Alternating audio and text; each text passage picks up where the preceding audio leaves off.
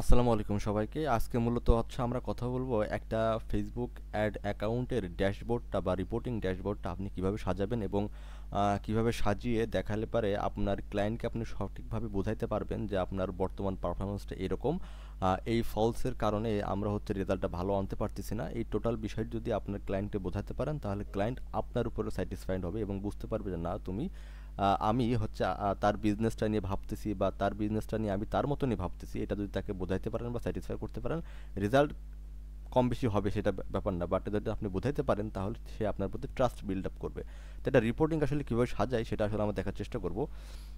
তো প্রথম অবস্থায় আমরা হচ্ছে নতুন যে প্রজেক্টটা আমাদের হাতে আসছে বর্তমানে সেটা নিয়ে একটু কথা বলি। সেটা আমি এখনও সাজাই নাই, এটা আসলে লাইভলি সাজাবো আপনাদের সাথে। তো প্রথম অবস্থায় আমরা হচ্ছে এইখানে যাব হচ্ছে কাস্টমে। ঠিক আছে, এই যে কাস্টম যেটা আছে ড্যাশবোর্ড, সেখানে যাওয়ার পরে আমরা যে কাস্টম এখানে যাওয়ার পরে আমরা আমাদের যেগুলো ফেসবুক রিকমেন্ডেশন করতেছে আমরা আসলে এইভাবে আমাদের রিপোর্টগুলো দেখতে চাই না। তো সেজন্য আমরা শুধুমাত্র এগুলো টোটালি ফেলে দিই, যেগুলো আছে আমরা ওভারঅল এগুলো ফেলে দিব।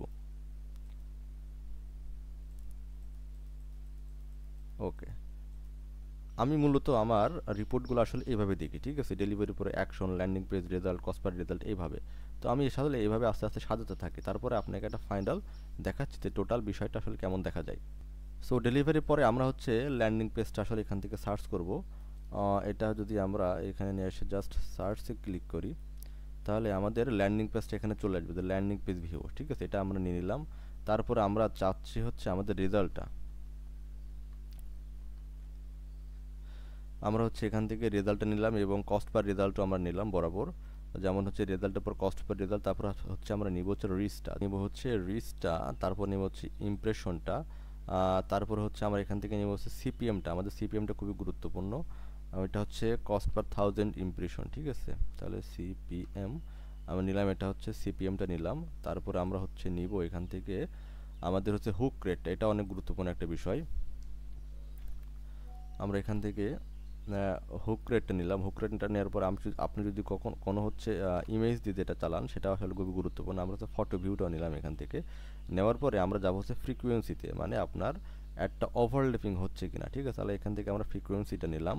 নেওয়ার পরে আমরা আরেকটা নিব হচ্ছে অ্যামাউন্ট স্পেন্ড। ঠিক আছে,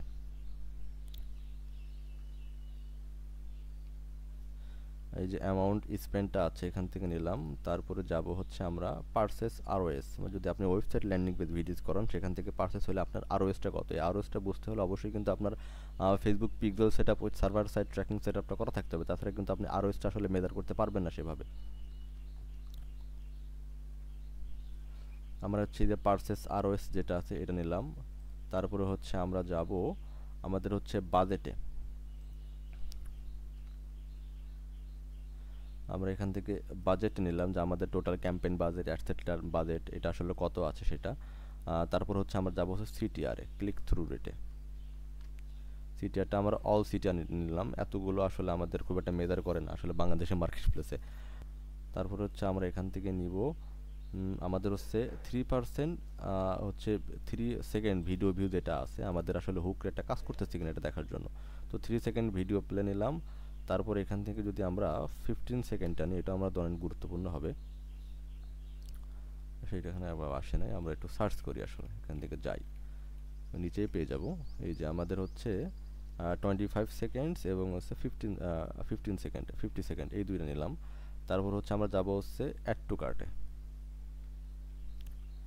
এই যে আমাদের হচ্ছে অ্যাড টু কার্ট, তারপর হচ্ছে যাব চেক আউটে।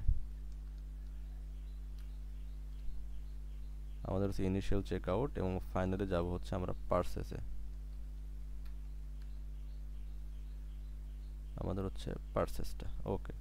অ্যান্ড অফ দ্য একদম শেষে হচ্ছে আমরা জাস্ট এন্ডটা সিলেক্ট করে দেব। আমাদের আসলে এইটা কত তারিখে এন্ড হয়েছে। এখন আমরা দেখেন আমরা এখানে কিভাবে সাজালাম, সেটা হচ্ছে আমাদের ডেলিভারি কখন হয়েছে, কয় তারিখে, বা কখন এটা অ্যাক্টিভ হয়েছে কিনা সেটা। তারপরে তো ল্যান্ডিং পেজ, যদি আমার ওয়েবসাইট ভিত্তিক তার ল্যান্ডিং পেজটা খুবই গুরুত্বপূর্ণ। আমরা জানি যে ই কমার্স ওয়েবসাইটে মোটামুটি 25 থেকে 30টা ল্যান্ডিং পেজ ভিউয়ে যদি একটা পারচেস না হয়, তাহলে আমাদের ওয়েবসাইটে বা কন্টেন্টে বা প্রাইসে কোথাও একটা ঝামেলা আছে, এটা আসলে ইমপ্রুভ করতে হবে। তারপর রেজাল্ট নিলাম হচ্ছে আমার রেজাল্টটা, তারপর হচ্ছে আমাদের কস্ট পার রেজাল্ট কত, তারপর হচ্ছে আমাদের reach, impression, CPM, hook rate, তারপরে photo view, frequency, amount spend কত হয়েছে, এখান থেকে আমাদের আরওএসটা কত। তো আমরা জাস্ট আরওএসটা রাখবো। এখান থেকে বাজেট কত, তারপর হচ্ছে আমাদের সিটিআর কত, আমরা 3 সেকেন্ড ভিউ কতজন করছে, 25 কতজন করছে, 15% কতজন করছে, 50% কতজন করছে, এই বিষয়গুলো আসলে দেখার খুবই গুরুত্বপূর্ণতা আছে। তারপর অ্যাড টু কার্টের জন্য আমরা এত কিছু দরকার নেই, শুধুমাত্র আমরা অ্যাড টু কার্টটা রাখবো, যাতে ওয়েবসাইট অ্যাড টু কার্ট কয়টা হয়েছে এবং পেজ চেক আউট কতটা হয়েছে, জাস্ট এটা রাখবো, এবং পারচেসটাও জাস্ট ওয়েবসাইট থেকে কতটা হয়েছে, এতগুলো মেজার করা আমার দরকার নাই। তো এইটা হচ্ছে আমাদের হচ্ছে টোটাল 22টা কলামস। এই 22টা কলামের উপর ভিত্তি করে আমরা এখান থেকে নিব। যদি আপনার কোনো কাস্টম কলামসের দরকার হয়, তাহলে এখান থেকে আমরা খুবই সহজে করে কাস্টম কলামসটা নিয়ে নিতে পারেন। তো এটা আমার আপাতত দরকার নাই, আমি জাস্ট এখান থেকে এটা অ্যাপ্লাই করে দিলাম। এখান থেকে অ্যাপ্লাই করে দেওয়ার পর দেখেন এখান থেকে এটা অ্যাপ্লাই কিন্তু হয়েছে, বাট এটার নামটা আমরা এখনও সিলেক্ট করি না। তো নামটা আমি জাস্ট এখান থেকে দিয়ে দিব। সো এখান থেকে আমি হচ্ছে আমার জাস্ট নামটা দিয়ে দিলাম, আমার যেটা পেজের নাম আছে সেটা। আর এটা হচ্ছে কত তারিখে করছি, আমি এটা করছি হচ্ছে 3 তারিখে, এটা হচ্ছে 5 মাস 2025 সাল। ওকে, এটাকে আমি সিলেক্ট করে দিলাম এবং আমার নামটা চলে আসলো। এবং আমি যেটা রিফ্রেশ মারি, তাহলে দেখেন এখান থেকে আমার টোটালটা চলে আসে। যেমন আমার এটা অ্যাক্টিভ হয়েছে, এই লাইক ক্যাম্পেইনটা চলতেছে, এবং আমি হচ্ছে এটাকে জাস্ট যদি আজকে টুডে বিষয়টা দিই, তাহলে দেখেন আমাদের হচ্ছে কত, প্রায় 208টা লাইক চলে আসছে। এটার কস্ট হয়েছে কত একটু দেখি। এটা টোটাল অ্যামাউন্ট স্পেন্ড হয়েছে আপনার মাত্র 85 সেন্টস, মানে $1 হয় নাই। তার মানে আমার এটা খুব ভালো যাচ্ছে। হ্যাঁ, এখন এটাকে আমি একটু ন্যারো করে দিই সবগুলা, ঠিক আছে। আমাদের এটা একটু কাছে কাছে নিয়ে আসি, তাহলে দিন শেষে আমার একটা ওভারভিউর মধ্যে আমরা সব কিছু দেখতে পারবো। ল্যান্ডিং পেজটা, রেজাল্ট, তারপর হচ্ছে আপনার কস্ট পার রেজাল্ট যেটা আছে এটা, রিচ, ইমপ্রেশন, ওকে, হুক রেটটা,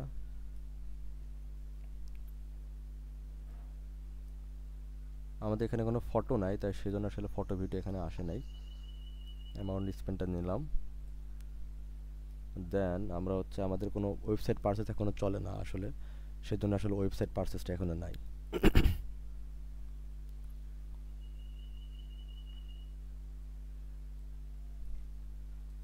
দেন আমরা হচ্ছে এখান থেকে আমাদের হচ্ছে 3% ভিডিও ভিউ করছে কতজন, 600+, এবং এখান থেকে 25 করছে হচ্ছে 172, এবং হচ্ছে 50% করছে হচ্ছে 50% করছে হচ্ছে আপনার মাত্র 68 জন আর কি। এখান থেকে আমি সবগুলোকে একটু ন্যারো ডাউন করে দিলাম, যাতে আমার দেখতে আসলে সুবিধা হয়। এখান থেকে আমাদের মেবি হুক রেটটা আসলে মোটামুটি কাজ করে না, এটা ফেলে দিয়ে আমরা নতুন করে কাস্টম করে তৈরি করব। হুক রেটটা আসলে এখান থেকে নিলে হয়ও না, আমার আসলে মনেই নেই এটা। আচ্ছা, হুক রেটটা আমরা কাস্টমই বানাবো, ঠিক আছে। আমরা এখান থেকে কাস্টমে গেলাম, যাওয়ার পরে আমি এখান থেকে দিব 3% ভিডিও প্লে ভাগ হচ্ছে ইমপ্রেশনটা, ভাগ ইমপ্রেশন, তারপর হচ্ছে গুণ 100, গুণ 100, এটা হচ্ছে আমাদের হুক রেটটা। তো এখান থেকে নামটা দিয়ে দিই যে হুক রেট 1, হুক রেট যেহেতু আরেকটা এখানে আছে এটা আমি দিয়ে দিলাম। ওকে, আর এটা আমরা হচ্ছে জাস্ট অনলি আমি না, আমাদের এখান থেকে যারা যারা কাজ করে সবাই দেখতে পারবে। এখান থেকে জাস্ট আমরা এটাকে ক্রিয়েট দিয়ে দিলাম। দেওয়ার পরে এই হুক রেটটা আমরা এখান থেকে নিলাম, এটা একদম নিচে যাবে আসলে, এখান থেকে উপরে উঠাই দিতে হবে। ওকে, এখান থেকে আমি হুক রেটটা উঠাই দিলাম এবং আগে যেটা ছিল এটাকে কেটে দিলাম, দেন অ্যাপ্লাই। ওকে, যখন আমরা অ্যাপ্লাই দিলাম, এই যে হুক রেটটা আমাদের কত, 15%। এটা ম্যাক্সিমামই হচ্ছে আপনার 31 বা 32 বা হচ্ছে মানে 30%-এর নিচে যদি আমাদের হুক রেটটা আসে, তাহলে বুঝতে হবে যে আমাদের কন্টেন্টটা আরও এঙ্গেজ করতে হবে। হ্যাঁ, মানে প্রথম 3 সেকেন্ডে আসলে মানুষ হচ্ছে আমাদের কন্টেন্টটা আসলে দেখতেছে না।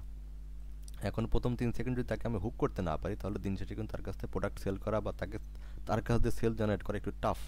তো এটা আসলে আমরা খেয়াল রাখবো। অ্যান্ড হুক রেটটা বাড়ানোর জন্য আমরা অবশ্যই কন্টেন্টের উপর গুরুত্ব দিব, এটা আসলে গুরুত্বপূর্ণ বিষয়।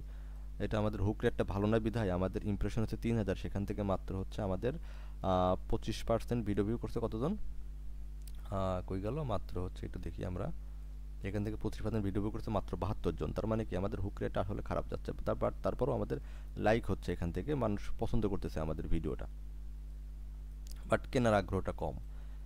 এইটা হচ্ছে আমাদের হুক রেটের মূল বিষয়। তো আশা করি আপনারা হচ্ছে বুঝতে পারছেন যে ওভারঅল বিষয়টা কেমন, এবং যদি কোনো কাস্টমের প্রয়োজন হয় তাহলে আপনারা ওখান থেকে কাস্টমার ওয়াইজ তৈরি করে নিতে পারবেন। তো আশা করি বোঝা গেছে একটা ই কমার্সের জন্য আসলে কোনগুলো সেক্টর গুরুত্বপূর্ণ, কোনগুলো হচ্ছে ম্যাট্রিক্স গুরুত্বপূর্ণ। তো এইগুলোর বিষয়ের উপর আপনার একটা সুন্দর মতো একটা ড্যাশবোর্ড তৈরি করতে পারবেন, এবং এই ড্যাশবোর্ডটা যদি আপনি এক্সপোর্ট করে এক্সেল শিটে আপনার ক্লায়েন্টকে ডে বাই ডে দিতে থাকেন তাহলে সে আপনার প্রতি অবশ্যই ইন্টারেস্ট ফিল করবে। সো আজকে এই পর্যন্তই, ধন্যবাদ।